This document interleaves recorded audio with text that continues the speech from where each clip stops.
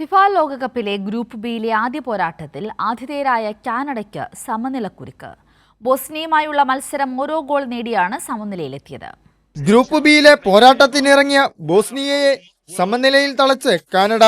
ഇരുവരും ഓരോ ഗോൾ നേടിയാണ് സമനിലയിൽ പിരിഞ്ഞത്.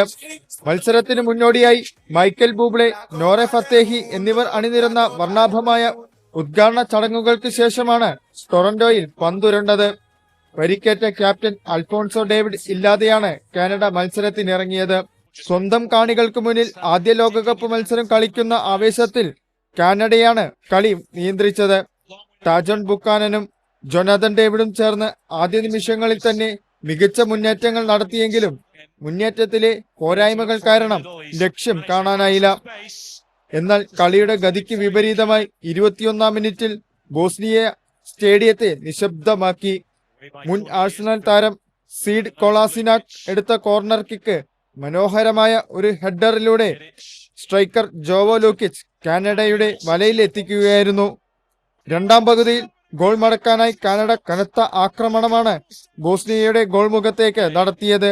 ലിയാം മില്ലറുടെ മുന്നേറ്റത്തിന് പിന്നാലെ റിച്ചി ലരിയെ എടുത്ത ഷോട്ട് ഗോൾ കീപ്പറേയും കടന്ന് വലയിലേക്ക് നീങ്ങിയെങ്കിലും ബോസ്നിയൻ താരം കൊളോസിനാക് ഗോൾ ലൈനിൽ വെച്ച് പന്ത് ക്രോസ് ബാറിലേക്ക് തട്ടി മാറ്റി. തുടർന്ന് കാനഡയുടെ കോച്ച് ജെസ്സി മാർഷ് ആക്രമണ നിരയിൽ 3 മാറ്റങ്ങൾ വരുത്തി. 75-ാം മിനിറ്റിൽ ഒലിവൈസയ്ക്ക് പകരം കെയ്ൽ ലാരിൻ കളത്തിലിറങ്ങി.